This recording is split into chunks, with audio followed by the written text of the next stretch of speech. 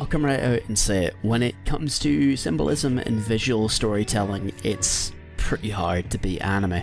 Creators such as Hideaki Anno and Satoshi Kon, to name but two, have shown just how well this medium can be used to convey a message or meaning visually. It's something that sets anime apart from other forms of media thanks to the absolute control animators and directors have over what appears on screen. Kon used this to convey the blending of lives and realities. Anno packed Evangelion with religious symbols that foreshadowed where the story was going, and whilst they may primarily have been film directors, many creative teams behind anime series have followed in their footsteps by using a range of visual symbols within their projects. One such team is the one behind Darling in The FranXX, a joint project between A1 Pictures and Trigger that's been quite the topic of discussion over the first half of 2018.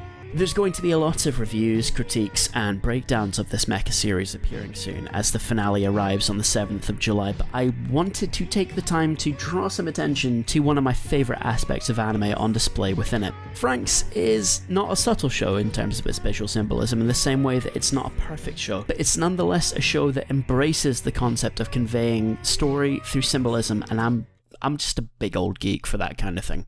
So indulge me whilst I enthuse about the way FranXX has been able to share crucial aspects of its plot and characters purely through art and animation alone.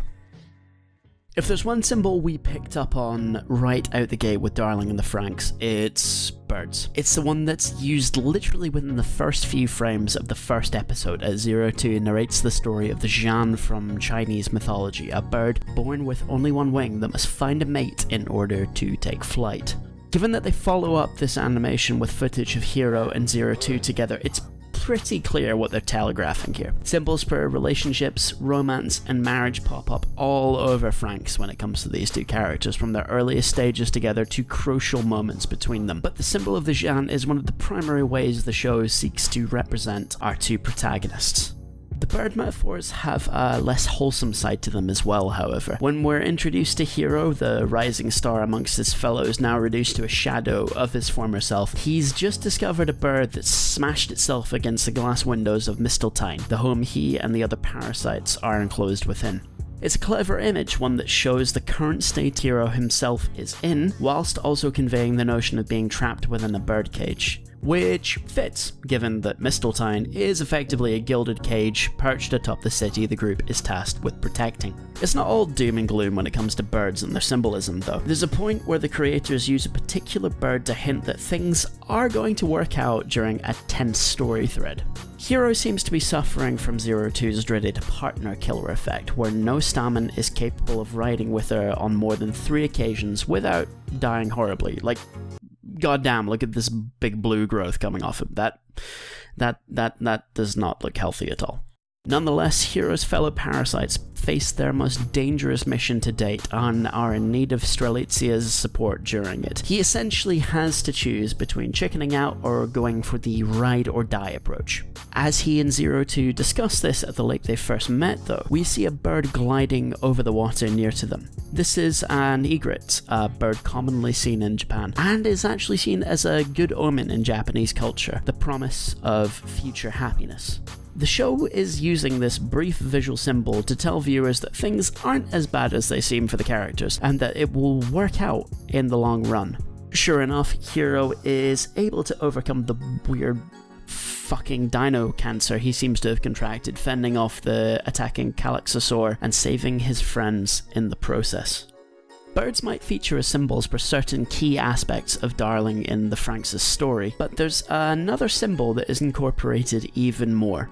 Flowers, the language about them, and the meanings behind them are metaphors hardwired into FranXX's visuals and art design, as well as the terminology its world uses.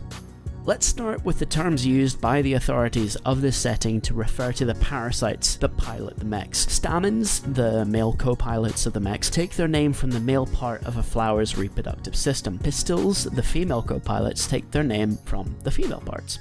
The team behind FranXX didn't stop there with the flower terminology though, since each of the key mechs of the series derives its name from a particular flower. Delphinium, the mech piloted by Ichigo and Goro, is another term for the larkspur, a blue flower often used to symbolize strength and ambition. Argentea, piloted by Miku and Zorome, is a term for the pink celosia flower, sometimes used to symbolize playfulness and childishness. Janista, piloted by Kokoro alongside Futoshi and later Mitsuru, likely takes his name from the gorse shrub and is used as a symbol of motherhood and fertility in Celtic folklore.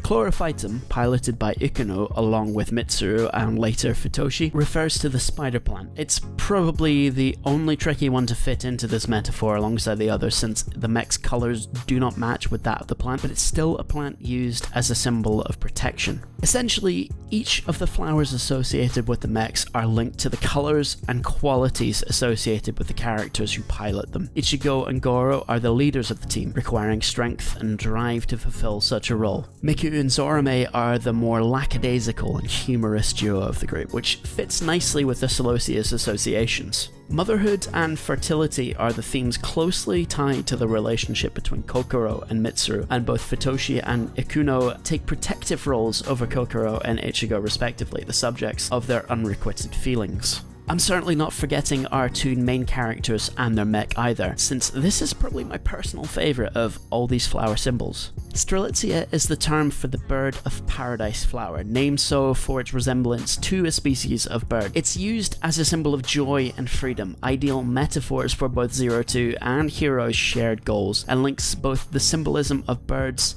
with the symbolism of flowers. What's especially great is that you'll often see the respective flowers and shrubs associated with the characters and mechs scattered around the scenery and backdrops of Darling in the FranXX, particularly in the garden maintained by Kokoro. It certainly isn't the most subtle of symbols and metaphors, but it's a great way for the show's creators to visually display aspects of the cast and where they ultimately develop to. So birds and flowers make up the background visual symbolism for FranXX, but there's another key symbol that's closely tied to our two main protagonists. A lot of commentators have quite rightly discussed the significance of Zero Two's picture book as a means of framing the relationship between her and Hiro, but as the series draws to a close, we can now see just how important a metaphor for these two it has been. I don't think it's too much of a stretch to say that it's the embodiment of their romantic feelings for one another, with the creators using its colours, art style, and even its very presence when focusing on important moments between the two characters.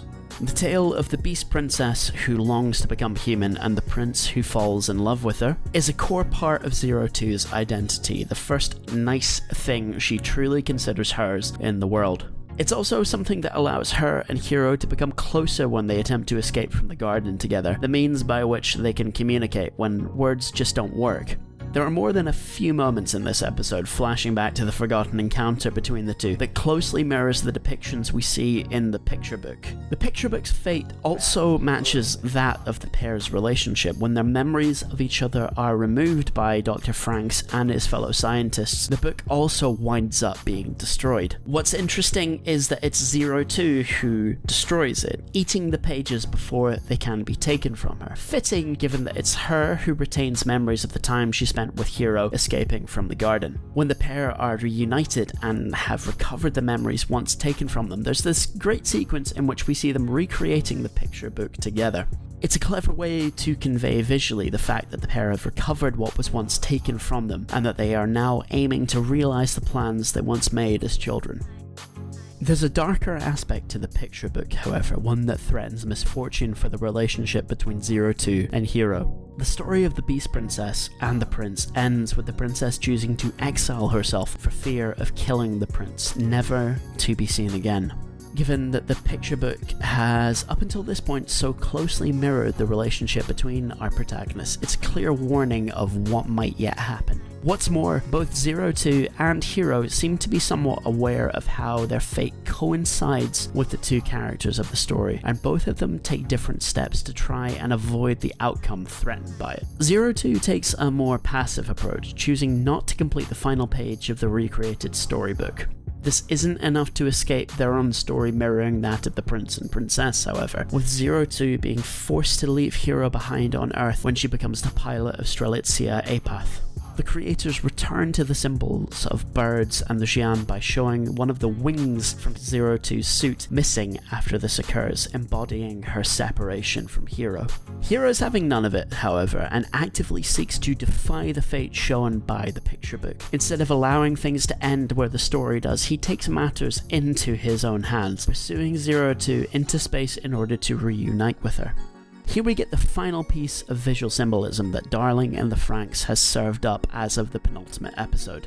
Having fought his way to the Strelitzia Apath and reconnected with 02's consciousness, we're shown a sequence that looks extremely like Hiro proposing to 02, along with the exchanging of vows. In response, their mech undergoes a final transformation, now showing 02's face in a frame that looks more than a little bit like a wedding dress. The creators are clearly fans of linking their various visual metaphors, as this final form is known as Strelitzia Apis. This name has been taken from a small constellation named for its close resemblance to the bird of paradise 02 and Hiro's flower is said to resemble. What these symbols may lack in subtlety, they make up for in cohesion and interconnection, with FranXX able to weave together a range of cues to the story of Hiro and 02 that draws the viewer in on a visual level. Mecha series don't always get the love and attention Rob and I feel they deserve these days, so it's been fantastic to see just how much people across the anime fandom have taken to Darling in the FranXX. I tend to be a solo watcher when it comes to anime, binging on series and then enthusing about them after the fact, so it's been a real change of pace to find myself waiting each week for the next episode whilst discussing and analysing the previous episodes with people online. Trigger and A1 Pictures have always been fantastic studios visually, and I think that Darling in the FranXX represents one of their most distinct works to date. The way in which they've used their shared visual flair to convey crucial aspects of the characters and story is something I've thoroughly enjoyed watching, even if they layered it on pretty heavily. Metaphors don't have to be subtle to have an impact though, and I think it's safe to say that even if you don't think Darling in the FranXX is a perfect series, it's still been a profoundly beautiful one.